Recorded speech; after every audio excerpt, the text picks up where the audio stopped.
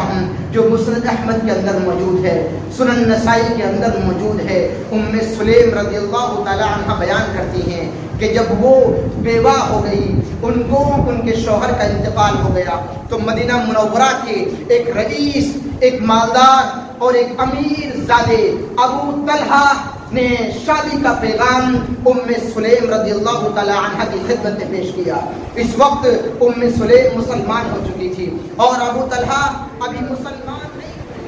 نحمده ونستعينه ونستغفره ونعوذ بالله من شرور انفسنا وسيئات اعمالنا، من يهده الله فلا مضل له ومن يضلل فلا تمام مسلم کی تعریف و توصیف، کبریائی، بڑائی، حمد و ثنا،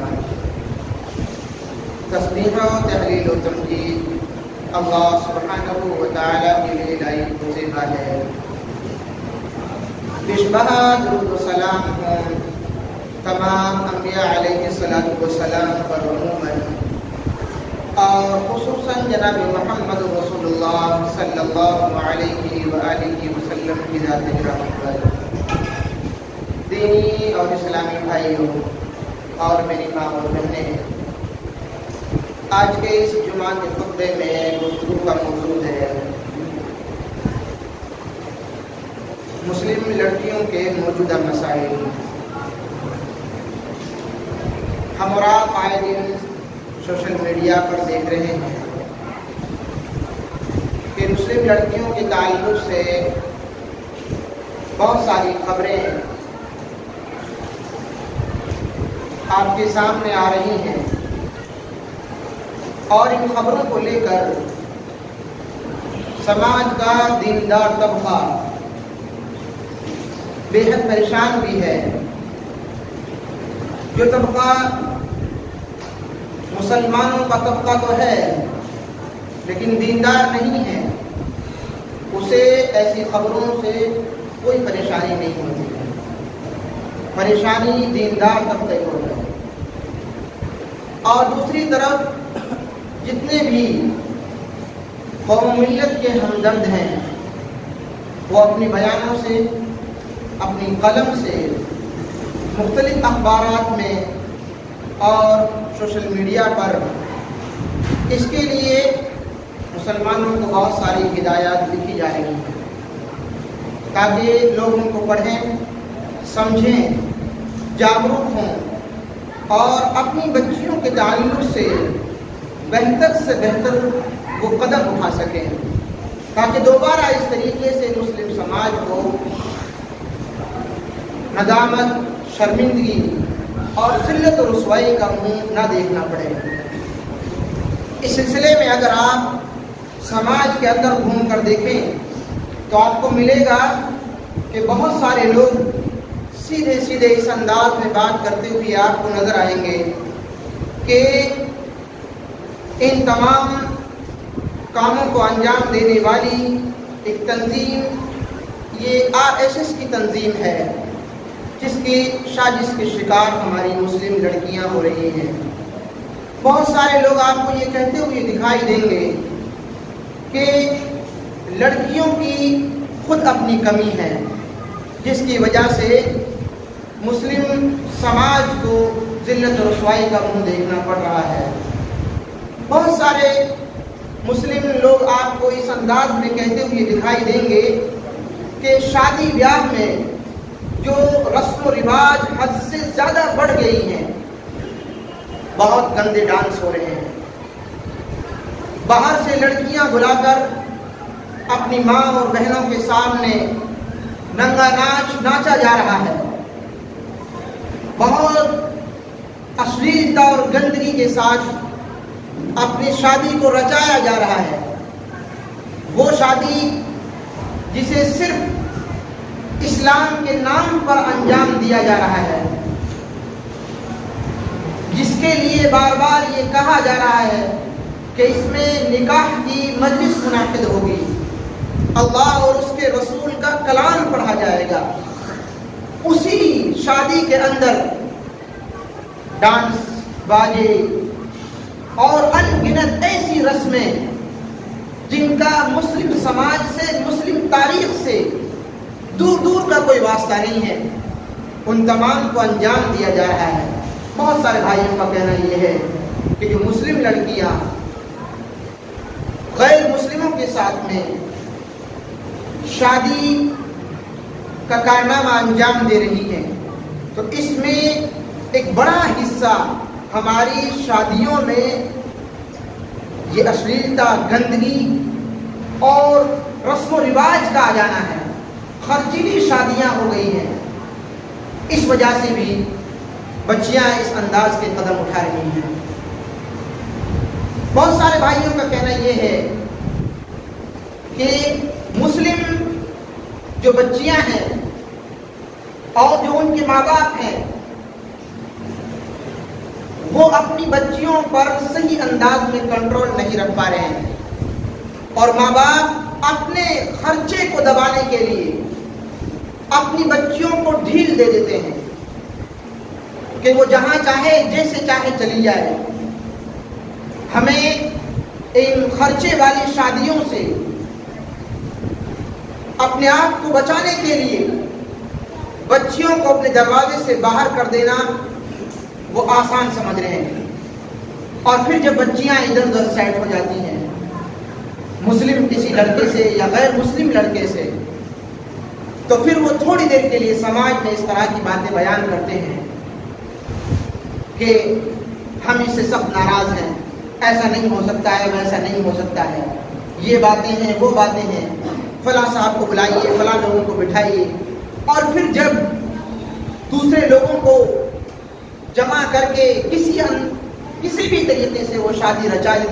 دی جاتی ہے، تو پھر 2-4 مہینے کے بعد میں آنا جانا ہوتا ہے، پھر وہی ماں باپ آپ دیکھیں گے ان کے ساتھ میں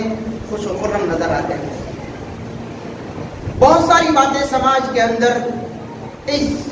مسلم لڑکیوں کے تعلق سے پیش کی جا رہی ہیں، خبریں بھی بہت مختلف انداز کی ہیں۔ افسوس اس وقت ہوتا ہے جب کسی ایسے شہر سے خبر آتی ہے جس شہر میں مسلم اکثریت ہے، اور اس شہر کی لڑکی 24 سالہ لڑکی ہے، وہ 40 سال کے نوجوان کے ساتھ میں رخصت کی جاتی ہے۔ جو لڑکا غیر مسلم ہے، مسلم لڑکی ہے، اور رخصت کرنے کا انداز اس انداز میں ہے کہ خود لڑکی کے والد محترم جو اپنے آپ کو دین سے جوڑنے والے ہیں، وہ اپنے سماج کے 40-50 لوگوں کے ساتھ میں جمع ہو کر اپنی بیٹی کو رخصت کرتے ہیں، سر شرم سے اس وقت جھک جاتا ہے۔ یہ خبریں زیادہ تر ان علاقوں سے آ رہی تھی جو علاقے بہت پچھڑے علاقے کہے جاتے ہیں، جیسے جھارکھنڈ کا علاقہ ہے۔ اس انداز کے علاقوں سے، سرحدی علاقوں سے، جہاں پانی کا سیلاب یا اس طرح کی بہت ساری جہاں فیکٹریاں دور دور تک نہیں ہیں، ایسے علاقوں سے یہ خبریں آ رہی تھی۔ تو اس وقت ہم اور آپ کو غور و فکر کرنے کی ضرورت یہ ہے کہ اگر یہ تمام باتیں جو کہی جا رہی ہیں سماج میں، یہ تمام کی تمام باتیں اگر ٹھیک ہیں، تو پھر ان سب پر ہمیں غور و فکر کرنے کی ضرورت ہے کہ یہ ساری باتیں اگر صحیح ہیں تو پھر ہمیں جاننا یہ ہے کہ یہ RSS کے ایجنٹ ہماری مسلم بچیوں تک کس انداز میں اور کیسے پہنچے ہیں۔ ان لڑکیوں نے ایسے باغیانہ قدم کیوں اٹھائے، ایسے ظالمانہ رسم و رواج کو معاشرے کے لیے انہوں نے کیوں ایسا چنا، ایسا قدم کیوں اٹھایا، جانتے ہوئے یا نہ جانتے ہوئے سارے کے سارے لوگ ایسے تمام سوالوں کا جواب ڈھونڈنے کے لیے آپ دیکھیں گے عام طور پر نظر نہیں آ رہے ہیں۔ اوپری سطح کی باتیں ہم اور آپ کے سامنے کی جا رہی ہیں۔ لہذا غور و فکر کرنے کی بات یہ ہے کہ RSS کے بجائے ہم اپنے حقیقی مجرم کو، جو حقیقی ذمہ دار ہے، اسے تلاش کرنے کی کوشش کریں کہ لڑکیوں نے ایسے باغیانہ قدم کیوں اٹھائے، شریعت ہماری اس تعلق سے کیا ہم اور آپ کے لیے اصول و ضابطے مرتب کرتی ہے۔ کہیں ایسا تو نہیں کہ ذمہ دار کوئی اور ہو اور الزام ہم کسی اور کو دے رہے ہیں۔ اگر آپ غور و فکر کریں گے قرآن و حدیث کی روشنی میں تو آپ کو معلوم ہوگا کہ اصلی سبب دین کی کمی ہے۔ دین کی کمی کا سبب ایک بنیادی کمی ہے۔ گھروں میں ہمارے دینی ماحول نہیں ہے۔ آج ہمارے بچے یہ نہیں جانتے کہ ہم مسلمان کیوں ہیں، کافر اور مسلم کے درمیان میں حقیقی فرق کیا ہے، بنیادی فرق کیا ہے۔ ہمارے بچے یہ نہیں جانتے ہیں کہ ہم مسلمان کیوں ہوئے ہیں، مسلمان ہونے کے بعد میں ہمارے اوپر کون سی ذمہ داریاں ہیں۔ ہم نے اسلام قبول کیا ہے تو وہ کیسا مذہب ہے، اس کے ریفرنس کہاں پر موجود ہیں۔ قرآن مجید کو ہم نے نہیں پڑھا، اپنی بچیوں کو ہم نے نہیں پڑھایا۔ پیارے رسول صلی اللہ علیہ وسلم جس نے بچیوں کے لیے حقوق و ضابطے مرتب کیے، جس نے لوڈیوں کا سلسلہ ختم کیا، جس نے عورتوں کو جو منڈیوں میں بیچا جاتا تھا اس کے خلاف آواز بلند کی، جس نے اس طریقے کی تحریک بلند کی سماج کے اندر کہ سماج میں ایک ایسا فنڈ ہونا چاہیے کہ جس فنڈ کو ہم ایسی بچیوں کے لیے استعمال کر سکیں جن بچیوں کے ماں باپ ان کی صحیح عمر میں شادی نہیں کر پاتے ہیں۔ تو ان تمام چیزوں کے تعلق سے اگر ہم غور و فکر کریں تو ہمیں معلوم ہوگا کہ ایک مسلمان اللہ رب العالمین کا ایمان قبول کرنے کے بعد میں، ایک اسلام اور ایک نبی پر ایمان قبول کرنے کے بعد میں وہ اللہ کا ولی ہو جاتا ہے۔ مومن ہونے کے بعد میں اللہ رب العالمین کا فرما بردار بن جاتا ہے۔ رب العالمین بھی اس کی مدد کرنے کے لیے تیار ہوتا ہے۔ قرآن مجید میں اللہ رب العالمین نے اس بات کا ذکر کیا ہے سورہ نساء کی آیت نمبر 101 میں، ان الکافرین کانوا لکم عدوا مبینا، یقین مانو کافر تمہارے کھلے دشمن ہیں،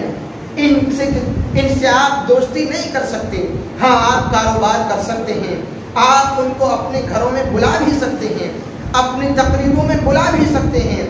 مگر ایک دائرہ ہے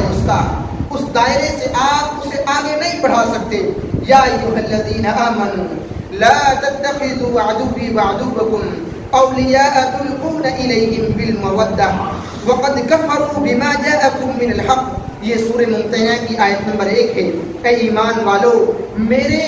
اللہ رب العالمین فرماتا ہے میرے اور اپنے دشمنوں کو آپ دوست ہرگز نہ بناؤ۔ یہ ایسی چیزوں کو ٹھکرا چکے ہیں جن پر تم ایمان لاتے ہو، جنہیں تم پیش کرتے ہو، ان چیزوں کو یہ ٹھکرا چکے ہیں۔ پھر یہ کیسے ممکن ہو سکتا ہے کہ ایک اللہ کو ماننے والا، ایک اللہ کو ماننے والی اپنے اور اپنے رب کے دشمن کو اپنی زندگی کا کارساز منتخب کر لے، اپنی زندگی میں اپنا دوست بنا لے، ایک ایسے شخص کو جو اللہ کو نہیں مانتا، جو رسول کو نہیں مانتا، جو قرآن مجید پر ایمان نہیں رکھتا، جو آخرت کے دن پر ایمان نہیں رکھتا، جو پیارے صحابہ کو نہیں مانتا، جو جنت اور جہنم پر یقین نہیں رکھتا۔ پھر ایسے شخص پر کچھ پیسوں کے لالچ میں آ کر یا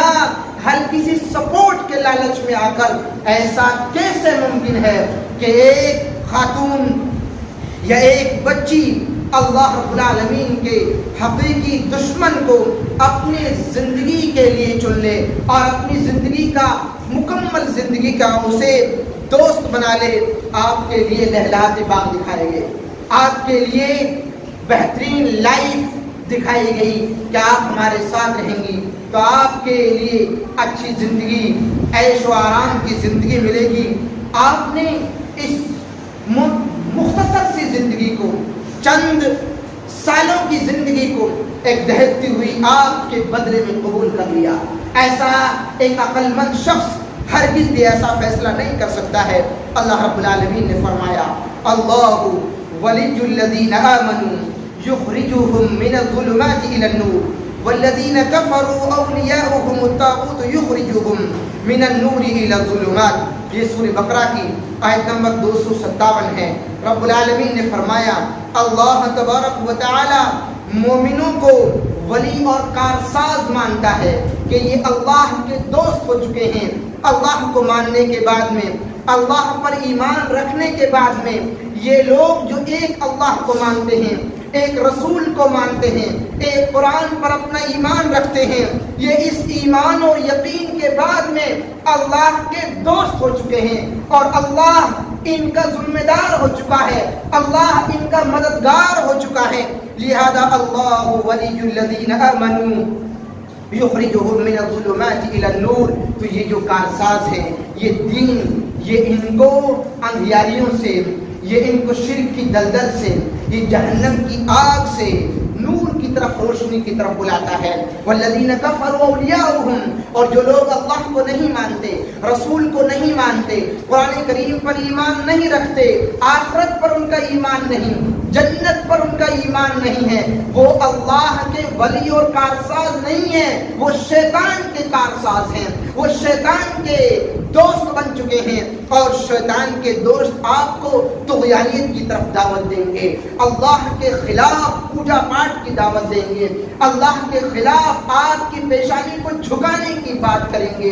اور یخرجہم من النور الی الظلمات، دین کی روشنی سے آپ کو یہ جہنم کی دہکتی ہوئی آگ کی طرف دعوت دیں گے۔ یہ شیطان کے پجاری ہیں، یہ شیطان کے راستے پر چلنے والے ہیں۔ ہرگز آپ کو آپ کی زندگی میں کبھی بھی ایسا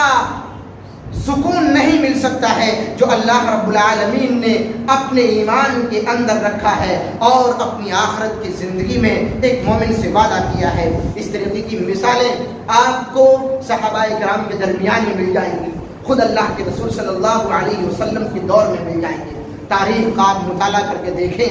آپ اٹھائیں سیرت کو، آپ اٹھائیں نبی کریم صلی اللہ علیہ وسلم کی زندگی کو، پیارے صحابہ کی زندگی کو اٹھائیں، آپ پیارے صحابیات کی زندگی کو آپ اٹھائیں، آپ کو ایسی مثالیں ملیں گی، کیونکہ دین اسلام ایسے وقت میں لوگوں کے سامنے آیا جس وقت شرک اور کفر کی دلدلیں لوگوں کے درمیان میں موجود تھی اور لوگ شرک کا بول بالا کر رہے تھے۔ شرک کی ذمہ داری کو اٹھا کر شیطان کا نعرہ بلند کرنے کے لیے ہر تن من دھن سے لوگ اپنی جد و جہد اور کوششیں اور اپنی قربانیاں پیش کر رہے تھے، لیکن جیسے جیسے لوگوں نے اپنے حق کو جانا، اپنے ادھیکار کو جانا، اپنے حقوق کو جانا اور اپنی زندگی کا مقصد انہوں نے جانا، انہوں نے یہ جان لیا کہ ایک اللہ ہی ہمارا پیدا کرنے والا ہے،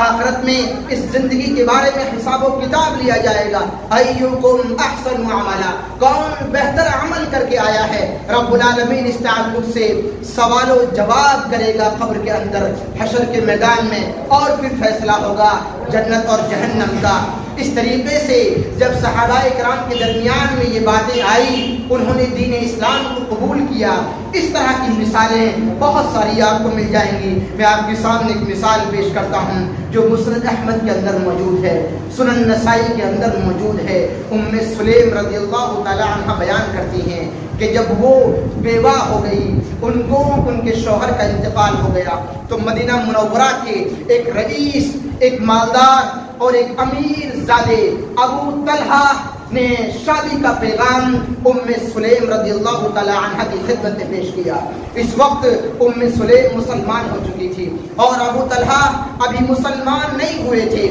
لیکن رئیس تھے، مالدار تھے، وقت کے امیر تھے، تمام طرح کی عیش و آرام کے وہ مالک تھے۔ لہذا ام سلیم نے یہ دو ٹوک جواب ان کو دے کر ان کا یہ پیغام ریجیکٹ کر دیا۔ ان سے انہوں نے کہا، اے ابو طلحہ، آپ کا یہ پیغام ریجیکٹ کرنے کے لائق تو نہیں ہے، کینسل کرنے کے لائق تو نہیں ہے، کیونکہ آپ کا یہ پیغام میری زندگی میں خوشحالی لائے گا، مجھے کوٹھیوں میں زندگی گزارنے کے موقع فراہم کرے گا، لیکن یہ جواب اس لیے دیا جا رہا ہے کیونکہ آپ مسلمان نہیں ہیں۔ میں آپ کے ساتھ رہ کر اپنے اللہ سے بغاوت نہیں کر سکتی، میں آپ کے ساتھ جا کر آپ کی زندگی میں داخل ہو کر پیارے رسول صلی اللہ علیہ وسلم سے بغاوت نہیں کر سکتی، میں قرآن و حدیث کو نہیں ٹھکرا سکتی، کیونکہ میں ایسے دھرم کو، میں ایسے مذہب کو قبول کر چکی ہوں جو میری اس زندگی کی بھی ضمانت دیتا ہے اور میری آخرت کی زندگی کی بھی ضمانت دیتا ہے۔ میں اس کو قبول کرنے کے بعد میں نہ صرف یہ کہ اپنی زندگی کی عیش و آرام کو اپنے رب کے یہاں دیکھتی ہوں، میں اپنے یہاں سجدہ کرتی ہوں، میں اپنے یہاں دعائیں مانگتی ہوں تو مجھے جنت نظر آتی ہے، مجھے مغفرت کے وہ نظارے یاد آتے ہیں، جہنم کی وہ دہتی ہوئی آگ میرے سامنے ہے، قرآن مجید کی وہ آیات میرے سامنے ہیں، لہذا میں آپ کے اس پیغام کو ہوش و حواس کے ساتھ کھلی آزادی کے ساتھ میں ریجیکٹ کرتی ہوں، اس لیے کہ آپ کافر ہیں، اس لیے کہ آپ اللہ کو نہیں مانتے ہیں۔ یہ مسند احمد کے اندر روایت موجود ہے، یہ سنن نسائی کے اندر روایت موجود ہے، ایسی ہی صحابیات کے اور بھی واقعات موجود ہیں جو میری ماں اور بہنوں کے لیے عبرت اور سبق حاصل کرنے کے لیے کافی ہیں کہ انہوں نے ایسے وقت میں جب ان کے گھروں میں کچھ نہیں تھا، کھانے کے لالے پڑے ہوئے تھے، ایسے وقت میں انہوں نے اپنے حق اور اپنے ادھیکار کی باتوں کو جاننے کے بعد میں، اپنے حقوق کی باتوں کو جاننے کے بعد اور اس مقصد کو جاننے کے بعد کہ وہ مسلمان کیوں ہوئی ہیں، اس مقصد کو جاننے کے بعد کہ اللہ کیا چاہتا ہے جس نے اس کے لیے یہ نیلا آسمان بنایا، یہ دھرتی بنائی اور یہ سورج اور چاند، یہ رات دن کا آنا جانا کا سسٹم، یہ ہوا اور پانی کا اللہ رب العالمین نے جو سسٹم بنایا ہے کوئی مالک جو وعدہ کر سکے، جو اس بات کا لوگوں کے سامنے بیان کر سکے کہ بارش برسانے کی قوت میرے اندر ہے، ہوا چلانے کی قوت میرے اندر ہے دنیا کا کوئی ایسا بڑا آدمی یا بڑا جس کی پوجا کی جاتی ہو کسی کی تاریخ میں، کسی دھارمک بک کے اندر، کسی بھگوان کے تعلق سے جس کو بھی لوگ پوچھتے ہوں، کیا کسی نے یہ وعدہ کیا ہے کہ آسمان کو میں نے بنایا، زمین کو میں نے بنایا، اس پہاڑوں کو زمین کے اوپر میں نے گاڑا ہے کوئی اس بات کا دعویٰ کرنے والا؟ ہرگز نہیں ہے۔ اس بات کا دعویٰ صرف ایک ہی نے کیا ہے اور وہ اللہ رب العالمین ہے۔ لہذا میری ماں اور بہنوں، آپ کو ہوش کے ناخن دینے کی ضرورت ہے۔ یہ واقعہ ہم اور آپ کو سبق دلانے کے لیے کافی ہے۔ دوسرا اصلی مجرم، جو یہ پہلا مجرم جو میں نے آپ کے سامنے پیش کیا ہے، یہ اس میں ہم سب ہیں، کیونکہ ہم نے اپنی ماں کو، اپنی بہنوں کو، اپنی بچیوں کو دین سے دور رکھا، دین کی انہیں تعلیمات نہیں دی، انہیں مسجدوں سے روک لیا، ان کے سامنے ٹی وی کھول دیا ہے، ہم نے وی سی آر چلا دیے ہیں، موبائل ان کے ہاتھ میں تھما دیا ہے۔ موبائل آپ ان کو دے سکتے ہیں مگر اتنا نہیں کہ مکمل آپ ان کے اوپر بھروسہ کر لیں، ایسا ہرگز اسلام نے آپ کو اجازت نہیں دی ہے۔ ضرورت کے مطابق آپ یہ تمام چیزیں استعمال کروا سکتے ہیں۔ رب العالمین نے قرآن مجید کے اندر پیارے رسول صلی اللہ علیہ وسلم کی بیویوں کے تعلق سے ارشاد فرمایا، یا نساء النبی لستن كأحد من النساء ان اتقيتن فلا تخضعن بالقول فيطمع الذي في قلبه مرض وقلن قولا معروفا۔ رب العالمین نے فرمایا کہ اے میرے نبی کی بیویوں، تم اس بات کا خیال رکھو کہ تم عام عورتیں نہیں ہو، لہذا اگر ضرورت کی بنا پر کسی سے بات کرنی پڑ جائے کسی مرد سے، تو اس بات کا آپ کو خیال رکھنا ضروری ہے کہ آپ اپنے نرم لہجے میں بات نہ کریں، کہیں ایسا نہ ہو کہ سامنے والا جو مرد ہے اس کے دل کے اندر نفاق بھرا ہوا ہو، وہ دکھاوے کے لیے آپ سے ہمدردی کی گفتگو کر رہا ہو، وہ آپ کے سامنے آپ کی سپورٹ کی بات کرنے لگ جائے، وہ آپ سے آپ کی زندگی کے باغات دکھانے لگ جائے، وہ عیش و عشرت کی زندگی کا وعدہ کرنے لگ جائے، لہذا نرم گفتگو میں آپ ان کے سامنے بات نہ کریں۔ شیطان ایسے لوگوں کے بیچ میں آ جاتا ہے۔ رب العالمین نے کس کے لیے یہ پیغام دیا؟ ذرا غور و فکر کریں، یہ پیغام رب العالمین نے کس کو دیا؟ پیارے رسول صلی اللہ علیہ وسلم کی بیویوں کے لیے حکم دیا۔ کون؟ کس کی بیویاں؟ پیارے رسول صلی اللہ علیہ وسلم کی۔ کیا ان پاک باز بیویوں سے کوئی اور زیادہ پاک باز عورت ہو سکتی ہے؟ کیا وعدہ کر سکتی ہے؟ اس کے تعلق سے بھی اللہ رب العالمین نے فرمایا کہ جب ایک مرد اور ایک عورت گفتگو کرتے ہیں، شیطان ان کے درمیان میں اپنی مکمل سازش کے ساتھ میں پیش ہوتا ہے۔ لہذا اے خاتونوں، اے عورتوں کی جماعت، اس بات کا خاص خیال رکھو کہ تم نرم لہجے میں گفتگو نہ کرو۔ اس بات کا اگر آپ نے خیال نہیں رکھا تو یہ شیطان آپ کو پھسلا دے گا اور پھر تم گناہوں میں اور گناہوں کے راستوں میں پڑ جاؤ گے۔ ہمیں ان تمام باتوں کا خیال رکھنا بے حد ضروری ہے۔ اور دوسری جو مجرم کی میں نے بات کی وہ ہم خود ہیں کہ ہم نے اپنی بچیوں کو گھر کا ماحول میں تو رکھا، لیکن ان کو یہ نہیں بتایا کہ دینداری کیا ہوتی ہے، دینداری ان کو نہیں سکھلائی، مومن اور کافر کے درمیان میں کیا فرق ہونا چاہیے، قرآن مجید آپ کو کیا پیغام دیتا ہے، پردہ کرنے کا آپ کو کیوں پیغام دیا ہے، ماں کا باپ کا کیا مقام و مرتبہ ہے، اور سماج میں کس طریقے سے نکلا جاتا ہے، مردوں سے کس انداز میں باتیں کی جاتی ہیں، یہ تمام باتیں ہم نے اپنی بچیوں کو نہیں بتلائی۔ ہم نے یہ سوچ لیا کہ ہماری بچیاں بہت اعلیٰ انجینئر بن کے نکلیں گی، LLB کر کے آئیں گی اور بڑے بڑے کورس کریں گی، یہ سوچ لیا ہم نے، اور یہ نہیں سوچا کہ یہ انجینئر کس کام کی ہوگی جب آئے جوانی کے موقع پر یہ بچی ہمیں چھوڑ کر چلی جائے گی۔ یہ جوانی اس انداز میں جب اس کے اندر وہ نکیل نہیں ڈالی جائے گی کہ اپنا فیصلہ اللہ اور اس کے رسول کے مطابق کر سکے، یہ ماں باپ کی عزت کا خیال رکھ سکے، یہ اپنی نکاح کی مجلس میں ایک ولی کا انتخاب کرنا مناسب نہ سمجھے، یہ اپنے باپ کو اپنے بھائی کو اس مجلس کی نکاح میں بلانا گوارا نہ کرے، تو کیسے یہ ممکن ہو سکتا ہے؟ اس کے ذمہ دار اور کون ہے؟ ہم خود ہیں کہ ہم نے اپنی مسجدوں میں عورتوں کی روک لگا دی، عیدگاہ میں روک لگا دی، اور جو عورتوں کے لیے جو مجلسیں منعقد ہونی چاہیے تھی، سماج کے جو ذمہ دار ہیں جہاں وہ پیسہ خرچ کر رہے ہیں، میری ان سے مؤدبانہ گزارش ہے، جن کو اللہ رب العالمین نے پیسہ دیا ہے وہ اٹھیں اس سماج کے نازک موقع پر، اور اپنی بچیوں کی حفاظت کے تعلق سے وہ آگے آئیں اور پیسہ جمع کریں، اور پھر ایسی خاتونوں کو اور ایسی اپنی مسلم پڑھی لکھی لڑکیوں کو آگے لائیں جو بیان دے سکتی ہیں، جو قرآن و سنت کے مطابق ان کو سمجھا سکتی ہیں، پھر اپنے گھروں میں، محلے میں اور اس طریقے سے اپنے ایریوں میں اس طریقے سے جگہ بنا کر ایک مسلم خاتون کو جو پڑھی لکھی ہیں، معلمہ ہیں، جو قرآن و حدیث کو جانتی ہیں، ان کے بیانات کا سلسلہ شروع کریں تاکہ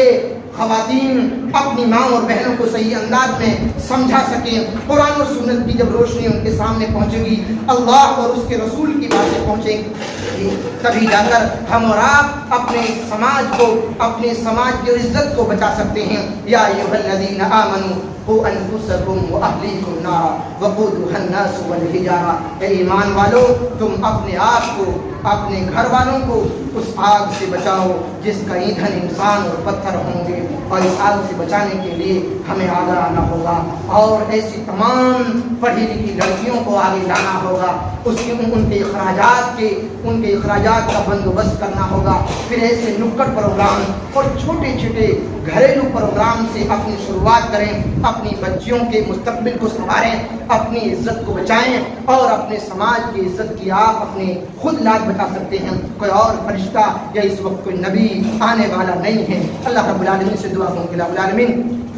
ہم تمام لوگوں کو صحیح انداز میں اپنی مسلم بچیوں کی حفاظت کے تعلق سے غور و فکر کرنے کی توفیق نصیب فرما۔ رب العالمین صحیح انداز میں مسلم بچیوں کو اسلامی تعلیمات سے روشناس کرانے کی توفیق نصیب فرما۔ رب العالمین مسلم بچیوں کے تعلق سے دینی ادارے، دینی مجلسیں اور دینی جلسے زیادہ سے زیادہ منعقد کرنے کی توفیق نصیب فرما۔ رب العالمین اس تعلق سے ہمیں ایک جٹ ہو کر اپنے تمام تر اختلافات سے اوپر اٹھ کر ایک ساتھ مل کر اپنے سماج میں اپنی بہنوں اور اپنی بچیوں کے تعلق سے کام کرنے کی توفیق نصیب فرما۔ رب العالمین اپنے بچوں کی اسلامی تربیت کرنے کی توفیق نصیب فرما۔ وصلی اللہ تعالی علی خیر خلقہ محمد وآلہ وصحبہ اجمعین، وآخر دعوانا الحمدللہ۔